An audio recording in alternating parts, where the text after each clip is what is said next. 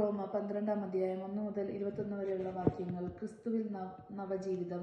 ആകയാൽ സഹോദരരെ, ദൈവത്തിന്റെ കാരുണ്യം അനുസ്മരിച്ചുകൊണ്ട് ഞാൻ നിങ്ങളോട് അപേക്ഷിക്കുന്നു, നിങ്ങളുടെ ശരീരങ്ങളെ വിശുദ്ധവും ദൈവത്തിന് പ്രീതികരവുമായ സജീവ ബലിയായി സമർപ്പിക്കുവിൻ. ഇതായിരിക്കണം നിങ്ങളുടെ യഥാർത്ഥ ആരാധന. നിങ്ങൾ ഈ ലോകത്തിന് അനുരൂപരാകരുത്, പ്രത്യുത നിങ്ങളുടെ മനസ്സിന്റെ നവീകരണം വഴി രൂപാന്തരപ്പെടുവിൻ. ദൈവഹിതം എന്നും നല്ലതും പ്രീതിജനകവും പരിപൂർണമായതും എന്തെന്ന് വിവേചിച്ചറിയാൻ അപ്പോൾ നിങ്ങൾക്ക് സാധിക്കും. എനിക്ക് ലഭിച്ചിരിക്കുന്ന കൃപയിൽ പ്രേരിതനായി നിങ്ങളോട് ഞാൻ പറയുന്നു, ഉള്ളതിലധികം മേന്മ ആരും ഭാവിക്കരുത്. മറിച്ച് ദൈവം ഓരോരുത്തർക്കും നൽകിയിരിക്കുന്ന വിശ്വാസത്തിന്റെ അളവനുസരിച്ച് വിവേകപൂർവ്വം ചിന്തിക്കുവിൻ. നമുക്ക് ഒരു ശരീരത്തിൽ അനേകം അവയവങ്ങൾ ഉണ്ടല്ലോ, എല്ലാ അവയവങ്ങൾക്കും ഒരേ ധർമ്മമല്ലേ? അതുപോലെ നാം പലരാണെങ്കിലും ക്രിസ്തുവിൽ ഏക ശരീരമാണ്, എല്ലാവരും പരസ്പരം ബന്ധപ്പെട്ട അവയവങ്ങളുമാണ്. നമുക്ക് ലഭിച്ചിരിക്കുന്ന കൃപ അനുസരിച്ച് നമുക്കുള്ള ദാനങ്ങളും വ്യത്യസ്തങ്ങളാണ്. പ്രവചനവരം വിശ്വാസത്തിന് ചേർന്ന വിധം പ്രവചിക്കുന്നതിലും, ശുശ്രൂഷാവരം ശുശ്രൂഷ നിർവഹണത്തിലും, അധ്യാപനവരം അധ്യാപനത്തിലും, ഉപദേശവരം ഉപദേശത്തിലും നമുക്ക് ഉപയോഗിക്കാം. ദാനം ചെയ്യുന്നവൻ ഔദാര്യത്തോടെയും, നേതൃത്വം നൽകുന്നവൻ തീക്ഷ്ണതയോടെയും, കരുണ കാണിക്കുന്നവൻ പ്രസന്നതയോടും പ്രവർത്തിക്കട്ടെ. നിങ്ങളുടെ സ്നേഹം നിഷ്കളങ്കമായിരിക്കട്ടെ.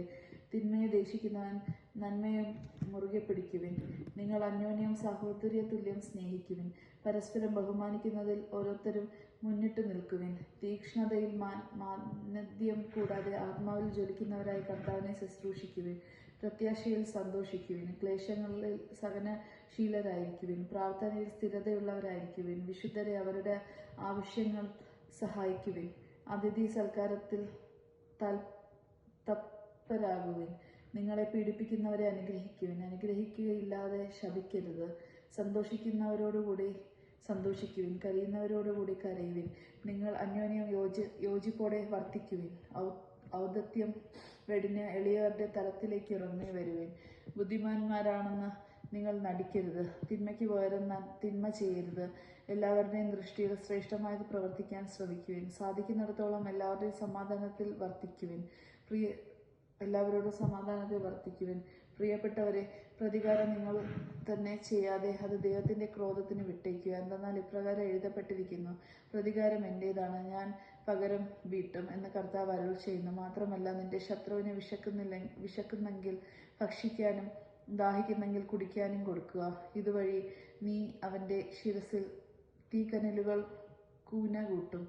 തിന്മ നിങ്ങളെ കീഴടക്കാതിരിക്കട്ടെ, തിന്മയെ നന്മ കൊണ്ട് കീഴടക്കുവിൻ. ദൈവവചനമാണ് നാം കേട്ടത്. നമുക്ക് ദൈവത്തെ സ്തുതിക്കാം. ക്രിസ്തു അങ്ങേക്ക് സ്തുതി.